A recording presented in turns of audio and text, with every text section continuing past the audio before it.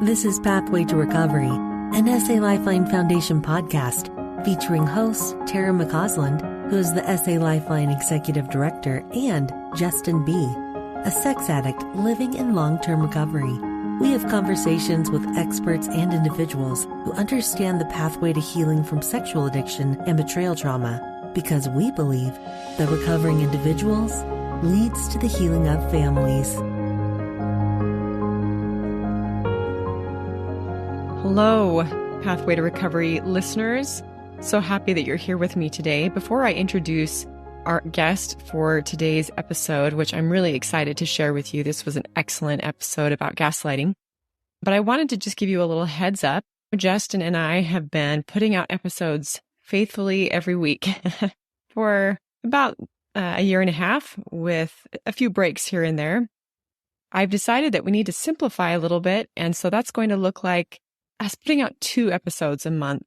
However, we would love to hear from you. If you have questions that you would like Justin and I to address in a Q&A, please reach out. You can do so via our website, salifeline.org, or you can also go to Apple Podcasts. There's a place where you can send a text to us directly there.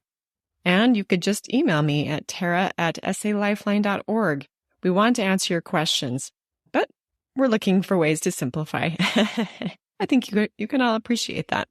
So look forward to 2 episodes a month here on out, unless we hear from you. And if there are topics that you'd like us to address or individuals you'd like us to reach out to so you could hear from them on the podcast, we are all ears. Now, to introduce our guest for this episode, Michelle Mays is a licensed professional counselor and supervisor in both Virginia and Washington, D.C., and a certified sex addiction therapist and supervisor. She was trained by Pia Melody in the post-induction therapy model for treating developmental trauma and is currently completing her PhD in clinical sexology and certification in emotionally focused therapy for couples.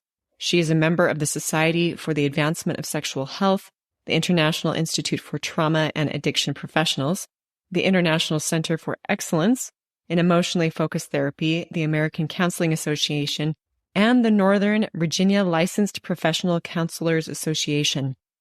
So we're excited to have Michelle and to share this episode with you.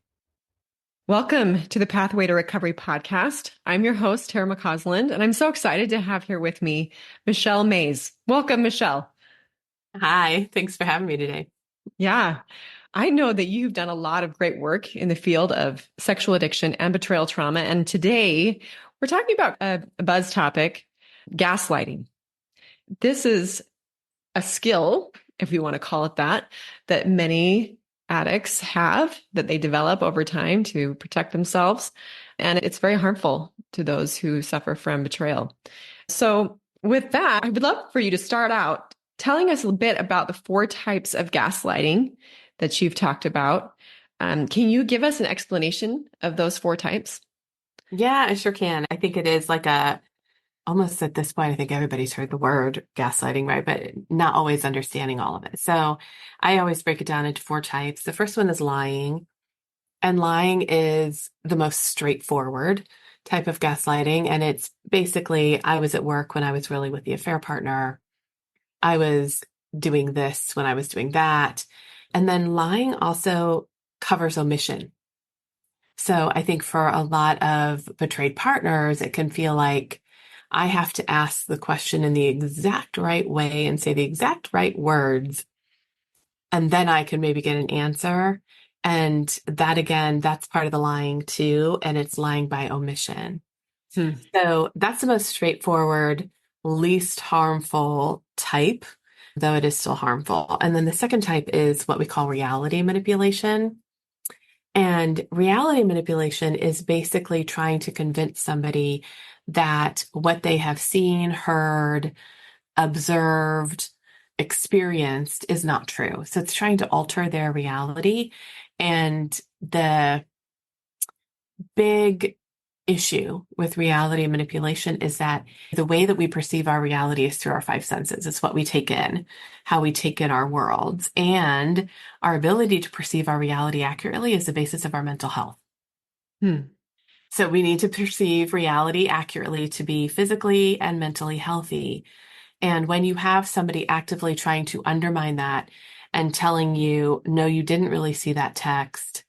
No, you didn't really see me have that conversation. No, you didn't really experience this. No, that isn't. Then they are undermining your mental health in a very serious way because they're undermining your ability to perceive your reality accurately and trust that you are perceiving your reality accurately. So I would actually consider reality manipulation a form of emotional abuse because of that piece of it. And in reality manipulation, there's also often been attacking the dignity of the person. So there can be twisting it around and saying, it's this, you're so sensitive, or, oh gosh, it seems like you've got like some really self-esteem issues. Maybe you need some help, and turning it back on the person in a way that sort of attacks their dignity and sense of self. So those are the first two types. The third type is scapegoating. And scapegoating is when your partner blames you for the behaviors. So scapegoating can look like if you were more attentive to me, if you gave me more attention, if we had sex more frequently, if you weren't like this, if you didn't pay so much attention to the kids, you're not really available. It can look like a million complaints, but it is somehow saying it's your fault that I have gone outside of the relationship and been unfaithful in some way. And so scapegoating, and scapegoating can come in a lot of different forms. I think the thing that makes scapegoating really just really hard for betrayed partners is that if you are a healthy person in the world, if you're a healthy individual in a relationship, you actually want to be open to feedback from your partner.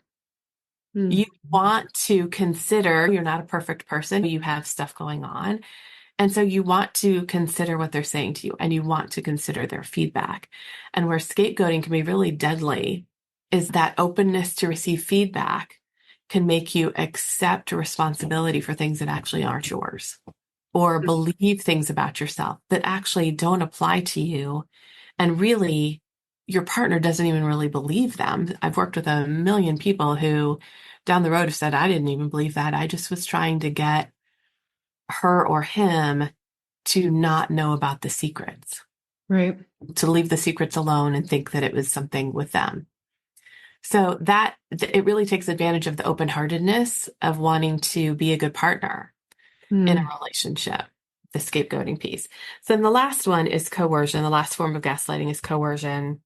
And coercion runs on a continuum. So from lighter to very severe. So on the lighter end, you're going to have what I call the charm offensive. You're going to have coercion that is like love bombing and gift giving and seduction and all of these things to say, there's nothing happening here. All is well in this relationship. You don't need to be concerned about that. You don't need to be aware of it. Oh, you found something out. Let me distract you by having the relationship feel amazing for a while. I'm going to show up as the partner you were wishing you had for a little bit, and that way you'll forget about this over here. So that's one form of coercion. And then it can go all the way down the continuum until we're really layering interpersonal violence on top of it. We're layering domestic violence on top of it, where it's, I'm intimidating you, I'm emotionally abusing, I'm giving you the silent treatment, I'm stonewalling, I'm crossing boundaries. This is where we get into things like marital rape. We get into sexual assault within the relationship. All the more severe things can fall under this coercion, but often that is also a form of gaslighting, and it exists to try to get the partner to either accept behaviors they're unwilling to accept at first. Like, for example, you need to be okay with me going out drinking with this person. You need to be okay with the fact that I'm at happy hour 4 days a week while you're at home with the kids. You need to be okay with the fact that you can't ever get me on the phone. You need to be okay with whatever. Or trying to get the betrayed partner to participate in behaviors that they don't want to participate in. I just said a lot. But those are the four types of gaslighting and kind of the way that I break them down and think about them in relationships that are dealing with infidelity and addiction. Mm-hmm. So with the people coming to you, would you say, is there a specific form that happen more often of those four types, or is it pretty much across the board? All of these methods are being used at one time or another. Yeah, honestly, I see all of them showing up. I would say this, like the thing that I don't show up across the board is the more severe forms of coercion.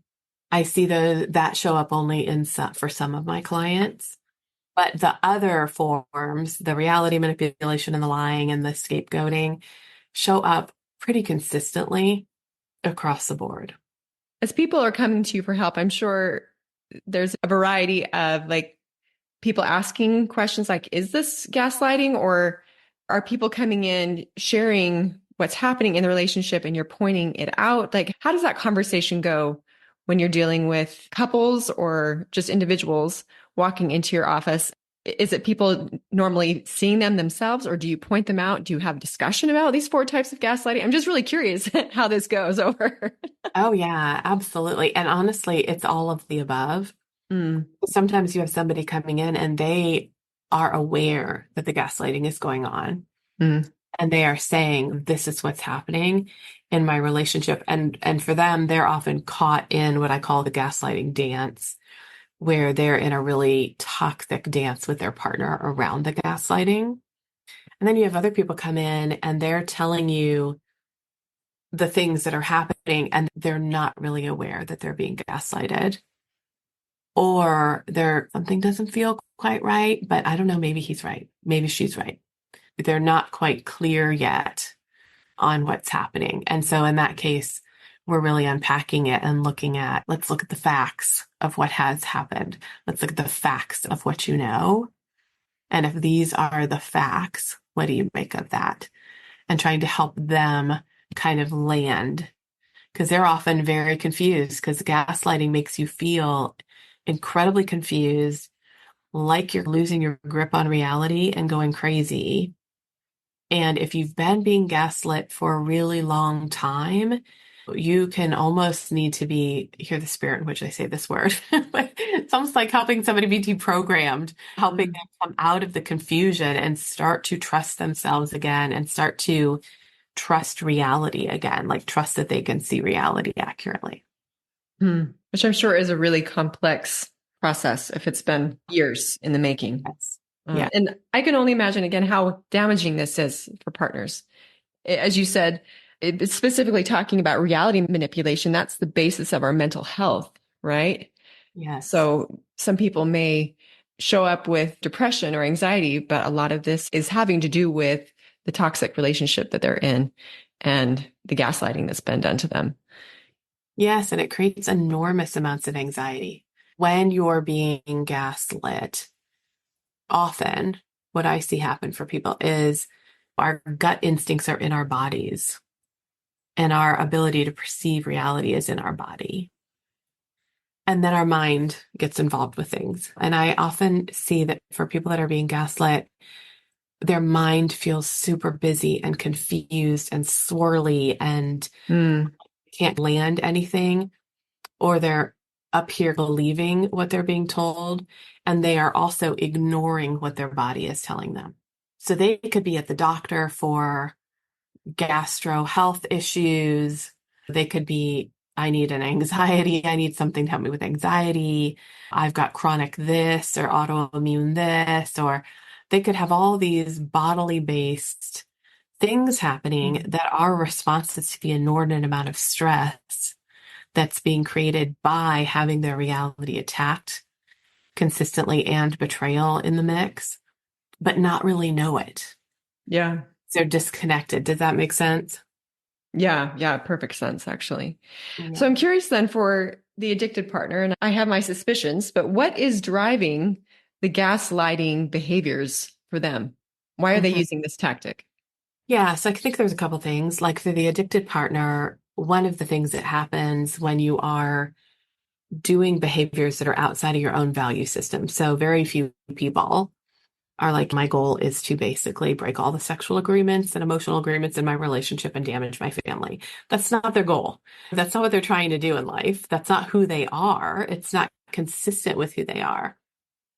So they're caught in the cunning, baffling, powerful grip of an addiction.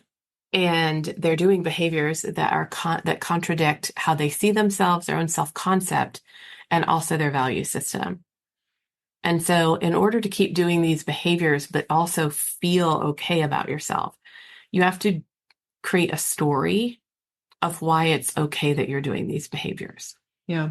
And you have to first tell that story to yourself. So that story might be, everybody really does this. This isn't a big deal. Or I just have a really special needs or a high libido. Or if my partner were X, Y, and Z, I wouldn't have to do this. So you've got this whole story that you're telling yourself about why this isn't really that bad, why it's okay. Nobody's going to get hurt. It's a secret. It's not that big a deal. Nobody's ever going to find out about it. You've got the whole story that you're telling yourself that allows you to still function in your, what I call your front-facing world, where you are husband, dad, father, coach, employee, wife, mother, etc. And then you've got this secret world over here. But telling yourself this story lets you keep showing up in your front-facing world and feel like you are congruent with this person somehow. So it's a really strong defense mechanism. It's what are called self-manipulation defenses. And then that gets turned outward. Once you've told yourself the story, you've built like a mental scaffolding to support your behavior, because this thing that you're telling yourself also is what lets you keep going back and doing the behavior. And then it gets turned out on others. So now your partner starts to notice that things are off, ask questions. They can feel things aren't okay. They're confronting different things. They're finding different things. And now the story you tell yourself starts being lobbed at them. So now everything you tell yourself about, if my partner were like this and I wouldn't have to do this, you now tell them, you're like this and you're like this and you're like this. Or no, you didn't see that. No, that didn't happen. No, I don't know what texts you're talking about. You can look at my phone. They're not there now. They never were there. You're making it up. All of that is to continue to protect this secret world over here. And it also protects them from their own shame about it. Because again, you didn't set out in life to do what you're doing. And it's not usually congruent with who you think you are, who you believe yourself to be, and your value system. So you're also doing all of this gaslighting so that you don't come into contact with your own shame that you would feel if you did get connected to what you're really doing, what is really happening in this secret life, and how much damage it is actually causing to yourself and everybody you love. That is so interesting. And it makes perfect sense. But the way that you articulated that, this idea that you called it self-manipulation defenses. They've told themselves this story for so long, it becomes this really powerful defense mechanism. So just layers upon layers of justification and denial so that they don't, as you said, come in contact with the shame that could break them. Yeah, you're defending your self-concept. Like, I get to keep my idea of who I am, and you're defending against shame that you would feel if you did let yourself really know about this. So it is a defense system that you have going on. So my dad, as a recovering addict, I've often described him as Jekyll and Hyde, and I think that's a very fitting term for a lot of people that deal with sexual addiction, because they are so good putting on this front public face of they can be very successful professionally. They can appear to be, excellent fathers and husbands. They just seem to manage life so well until you get closer to them. They're hard to connect with.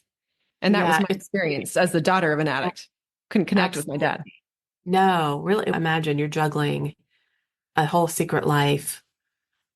This is also how you manage your emotions, right? So you don't really connect to them. You're not really connecting fully to yourself because you're so split off and dissociated. Yeah, it's really hard to connect to somebody who's in that state. And in our coaching program for betrayed partners, it's a running eye roll among the whole group because new people will come in and be like, but you guys, my husband is the nicest, most charming. Everybody says he's the nicest guy. And everybody, 60 people on screen, all going, ours too, ours too. You know? So yeah, it's not that. And the thing is, they are great people. You know what I mean? Addiction doesn't care who you are. And Yes. you can be a fabulous person and also really be dealing with this really challenging addiction. So let's talk now about the betrayed partner for a second. What are the stages of gaslighting that they can get caught in? So I always use the stages from Robin Stern. So she wrote a book called The Gaslight Effect, and I really like her stages. And so what she talks about is the first stage is disbelief. So this is when I'm just going to go back to my text example because this is such a good common example. Like you saw a text exchange, you happened to pick up your partner's phone for whatever reason. You saw this text exchange. You sat on it for 24 hours trying to figure out what to do about it. You go to have the conversation and your partner says, doesn't exist, never happened. And you're like, I saw it, I read it. No, you didn't. It didn't happen. And you're like, let me see your phone. Of course, it's been erased. I don't know what to tell you. It was never here. And they are sincere and they mean it when they're telling you. And the disbelief for the betrayed partner is, I cannot believe that my partner is lying to me like this. It's this shock that the person I love and the person who's supposed to have my back and the person who's supposed to be the most trustworthy for me is looking me eyeball to eyeball and with enormous conviction lying straight to my face. And so it creates this swirl of shock and disbelief. And I also think about this from an attachment perspective. It also creates primal panic inside of us because we're facing a tremendous threat of relational disconnection because our partner is showing us that we can't trust them. And that feels scary, feels really scary. So that's the first stage. The second stage is defense. And so I'm going to stay with the same example as we go along here. Okay, now I'm arguing with you. No, I saw the text. It was there.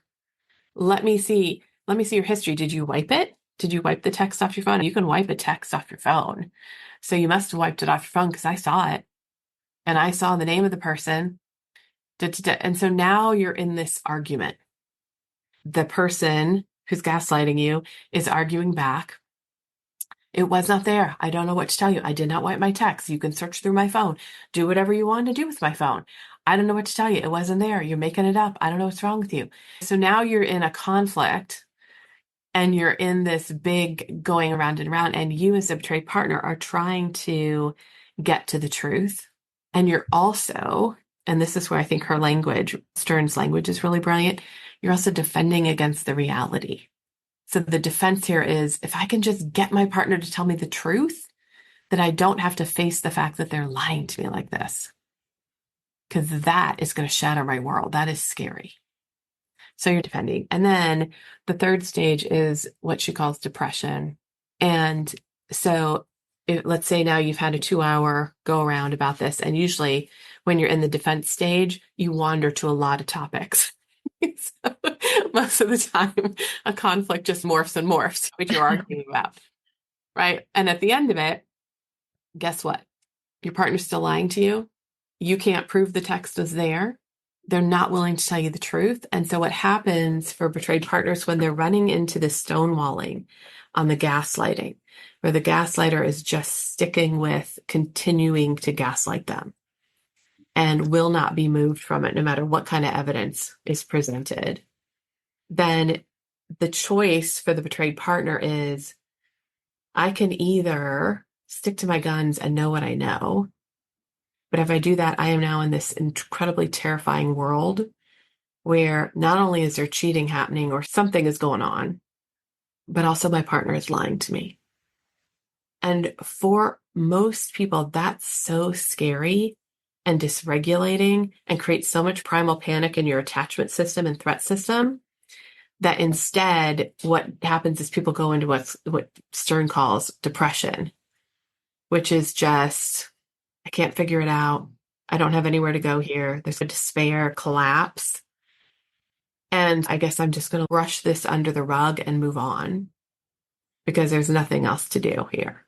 So I'm going to just move on in the relationship, get over it, and keep going. And in that depression, there's often the big thing to be aware of as a betrayed partner is there's a walking away from yourself that happens. There's an abandoning your own reality and your own ability to know and perceive your reality because it's too scary to hold on to it given what your partner is doing. So you can walk away from that, abandon yourself, and then usually do what I call rug sweeping. You sweep it under the rug and move on in the relationship. And when you go through cycle after cycle of these three stages, think about the amount of walking away from yourself that's happening.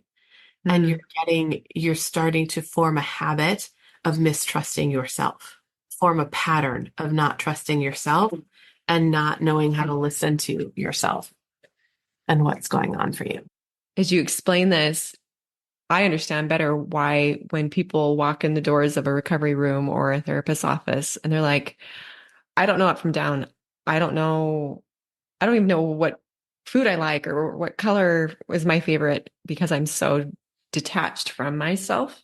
Mm-hmm. And I'm sure that those are pretty extreme cases, but I've heard women talk about that they've abandoned their reality to such an extent that they don't know who they are anymore, which is heartbreaking. Yeah. And it's very interesting to me because I work with both people who are in relationships with addicts and people who are in relationships where there's what I would call traditional cheating. Somebody had an affair. And it is interesting to see the difference between somebody who's been living with 25 years of gaslighting or long-term gaslighting around an addiction versus somebody who has experienced like 12 months of it fair. And there is a difference between the amount of loss of connection to self and confusion and crazy making that the person feels based on how long they've been in that soup that I just described. So you've written about betrayal blindness. And so I'm curious, how does betrayal blindness amplify gaslighting? So betrayal blindness is a term that was first coined by Jennifer Freyd, who's the founder of betrayal trauma theory. And she worked with children to understand children who are experiencing trauma, to understand what happens to us when we're experiencing harm at the hands of a primary attachment figure. So basically, the person that we depend on most in the world for our sense of safety and security and that we want to be around and all of that. And of course, when we grow up and become adults, our primary attachment figure is no longer our parents, it's our romantic partner. So the dynamic is very similar. And what Jennifer Freyd found as she was doing that work is that in order to survive in those families, children had to go blind to the dangers that their parent might represent or the disappointments that they might experience in a traumatic family. So because they needed to stay bonded to that parent. They needed to stay bonded to that parent in order to get their needs met, in order to survive, in order to get love and affection and attention and care. They had to stay bonded to the parent no matter how inept or neglectful or abusive the parent might be. And so to do that, children would go blind to what the parent was doing to keep the attachment. And children often do that by blaming themselves for what's happening. And so Freyd then took this concept and applied it also to adults and said in our adult relationships, we also tend to go blind to things that would threaten our attachment. So if we go back to what I was saying about the argument with the texting, when you're in that depression stage, where you're just like, you can't make any progress. The person's not going to tell you the truth. Your choice is to know that you did see something and know that means there is trouble in the relationship. And there's not just the trouble of what you saw, but there's the trouble of the lying. And to stick with that and to know that means that things are changing in the relationship and you've got a big thing to deal with. That takes a lot of inner resourcefulness and resiliency to hold that, especially in the face of your partner gaslighting you, and stay with it. Yeah. For a lot of people, that's just too scary because it threatens the relational attachment. And so what happens is we tuck it out of our awareness. So over time, we might just forget it even happened, not be, or we remember it happened, but we're just tucking the meaning of it away. We're not letting ourselves know what it means. We're not letting ourselves know how it's impacting us. So this is what Freud talks about in terms of the knowing but not knowing of betrayal blindness. Like we know, but we don't know. And most betrayed partners have some level of betrayal blindness that they have dealt with along the way in the whole process. We do an exercise in our program where we ask our clients to actually write a letter to betrayal blindness. We ask them to start the letter by thinking betrayal blindness, because betrayal blindness is a protection. So what Jennifer Freyd, her theory on it is that it is a freeze state. That it is a state, we have fight, flight, and freeze when we're threatened. And freeze is what we do when fight and flight are not available to us. So if you think about the stages of gaslighting, we've already had the fight, didn't help us, didn't get us anywhere, right? We can't really go anywhere. So what are we going to do? We're going to collapse into freeze because we're stuck in this. And we're going to freeze and then we're going to go blind. And the going blind is protective. It lets us keep functioning in our life. It lets us keep moving forward at a time when it feels too threatening to really let ourselves know what's happening in our relationship. So we always ask them to start that letter by thanking betrayal blindness, because it usually has played an enormously protective role. And we want them to understand the dynamic of it, because you do want to move out of betrayal blindness, but also to have so much compassion and understanding for why this happened and how it was protective and why I actually needed it back then.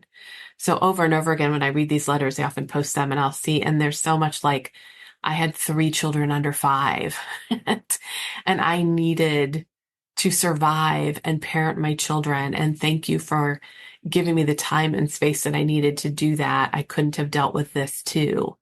So it's really looking at how it protected you and then looking at how you want to move out of that and learn to really embrace your reality and deal with your reality in a different way as you're growing and healing. I can see how self-compassion in that, as you're trying to transition and come to an awake space, would be a really good place to start. Because if you look at that as a defect, or that there was something wrong with me, that I went into freeze mode, that I chose the blindness, right? That's so different from thinking betrayal blindness and moving through it with compassion. So there's a lot of wisdom in that. I'm curious, when women are moving out of that betrayal blindness into acceptance of reality, or not just women, when people are moving out of that, what does that often look like as they enter this open-eyed space? It's really interesting because for a lot of people, first of all, you don't come out of betrayal blindness until you have the resourcefulness and resiliency inside of you to handle it. So this is a survival mechanism. So just the fact that people are able to start coming out of it means they're building this inner strength. And I watch this process happen all the time with people where it's like and then as they start to have the inner strength to see things and stay in the reality, what happens is they start to connect a lot of dots. They start to go, oh, wait a minute. Okay, now that makes sense in a different way. Or, oh, you know what? I tucked that away. Now I remember it. Or, oh, I did not let myself see what that actually meant. that thing that happened back there means this.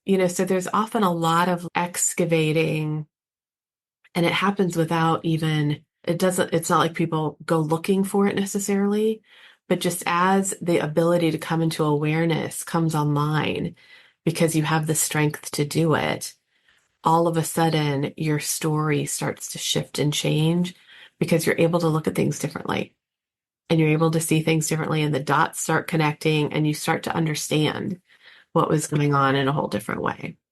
What's the predominant emotion that you see come out of people? All of it. I see shock. Like Yeah. there's often a lot of shock at their own ability to hide that from themselves. So when you come out of betrayal blindness and you're able to look in the rear view mirror and see things differently, it shocks you Hmm. how much you were tolerating or living in that you weren't letting yourself be aware of. So I see shock. I see anger, like a lot of anger at the amount of gaslighting, the lying, the manipulation, a lot of anger around it. And then an enormous amount of sadness, because with that awareness, when you're doing that look in the rear view mirror, what you're often seeing is how much of yourself you lost. And you're seeing how it ate away at your sense of self over the years. And so there's grief in that. There's grief and there's sadness about what it cost you and what it took from you and what life would have looked like if that hadn't happened. And now I have this task of rebuilding myself and reclaiming myself that I'm involved in. And it's sad that I have to do that. So also a lot of grief and sadness. A necessary but painful experience for many, I'm sure. Really important, because honestly, you don't want to stay in this place where you keep staying in the erosion of the self. Right. So important to do the work and come out of this and learn how to do it differently. But yeah, painful too, for sure. Yeah. So let's talk then about how do we work with and heal from gaslighting, both as the person doing the gaslighting and the person who is the gaslightee. Okay. So I've said some about what being the gaslighting. I always ask my folks to really identify what they do in the gaslighting dance. How do you start to get stuck in these three stages? Like, how do you argue, defend? How do you get into all of that? How do you then doubt yourself? I want them to map out what has happened for them in the process, because often you're very fixated on your partner and how your partner is gaslighting you, but you're not really looking at, okay, wait, when I am gaslit, what I do first is I argue, and then I start to maybe doubt myself, and then I start to go into a collapse, and then I walk away and I just ignore it. You don't really track all that for yourself. So I think the very first thing you have to do is track it and really start to understand, this is what's been happening for me. And now I want to change this. And so a lot of the work, and this is not really work, I don't think this is work you can do on your own very well. I think you need help and support with this work. But a lot of the work is, I have to get the inner strength. I have to build the inner strength to the place where I can hold my reality, even if my partner is telling me it's not true. And that means you have to tolerate distance in your relationship, anger from your partner, disagreement from your partner. You have to tolerate something that is really scary. And so you need somebody to help you build those inner resources to the place where you can hold that. Once you can hold that, though, now you can do some things with it. So now that you can hold your truth, like I did see those texts, then you have the ability to say to your partner, I hear that you want to keep lying to me about this. And I'm really sad about that. I know I saw those texts, and I know that means there's trouble here. And that's not going to change for me. I'm paying attention to what's happening here. So you can't solve it with your partner, but you're basically saying, hey, I'm staying in my reality. And I am now paying attention differently to what is going on here. And I'm going to keep paying attention until I get more information and understand this fully. I'm not walking away from myself. And that may feel like you're not really doing anything, but you're actually doing a lot. You're holding on to your own reality and you're trusting yourself. And for betrayed partners, one of the skills is being able to hold your reality and wait and see. Like we talk about this a lot with our clients. Like you got to be able to wait and see. You've got to be able to, I know I saw this text. I know what I saw. I know something is happening. I'm going to wait and see because more will be revealed here. As I continue to pay attention and trust my gut, more will be revealed and I'll eventually know what's going on here. And again, that takes enormous inner strength because you're tolerating a ton of relational uncertainty and scary stuff. So that's a lot of work to do that, but that's the path. And then being able to use your voice when you're being gaslighted and hold your reality in the face of it. So that would be the path that gives you, that's not the whole thing by any stretch, but that's a piece of it for betrayed partner. Yeah. I appreciate that we're addressing the person that's doing the gaslighting because we know that this has been for self-preservation most of the time, a powerful defense mechanism. Hopefully people who are listening to this are moving into a space where they want to overcome this skill, if you'll call it that, of gaslighting. What would you tell them? So I think for that person, often I always say when you're coming into treatment for dealing with an addiction, that the very first thing you're doing in treatment is working on this. Because until you stop lying to yourself about it, you will not stop the behaviors. The lying to yourself and the self-manipulation are what facilitate the behaviors. No amount of focus on the behaviors without dismantling the lying is going to be effective. Right. And the lying supports all the double life. So to me, the work that we are doing in early therapy and early treatment is let's start to look at what's really true. Let's start to look at what's actually happened in your addiction. Let's look at where it has taken you. And in our counseling center, every office has a whiteboard. And we all use the whiteboard and make a list on the whiteboard. We're like, let's list out what's happened. Let's list out the secrets. Let's list out the problems that it's created. We're listing it out. And the reason for that is that you actually then sit back and look at it. And then you process what you're looking at together. And it has a different impact when you're not just talking it, but you're seeing it. Right. You're seeing it up there. And so there's a lot of just doing that kind of work. And then there's the work of, I always do parts work with my clients. So working with the part of you that wants to lie about this and tell you lies about it. And the part of you that can see the lying, the healthy part that can see what's happening. So for example, I'll have clients come in and I'll be working with them in this stage of recovery. And I'll be like, and I'll hear them saying things to me that are just full on gaslighting, full on lying to me, lying to themselves. And I'm like, okay, so we're going to have the healthy part of you sit in this chair. And we're going to have the addicted part or the part that's lying about things and wants to manipulate you sit in this chair. And I'd like you to sit in the chair you're talking from the rest of the hour. You're going to feel foolish, but I want you to move chair to chair all hour. And then they do it. And we do it. And you should be in that chair right now. Okay, well, so now you should move back over here. And then you should move back over there. And it's a silly exercise, but it's a very visceral exercise. Yeah. Because it helps the person start to go, oh my gosh, okay, I am buying what I am selling, but I am selling myself a whole bunch of stuff to facilitate getting to my addiction.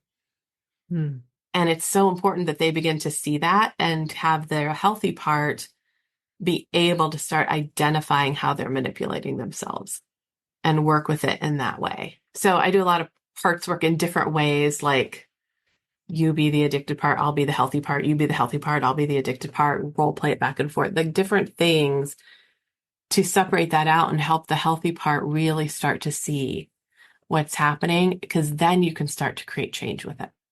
I can see how valuable that would be, because when you have used this self-manipulation defense mechanism for so long, it's almost as if you are talking to two people in one body, right?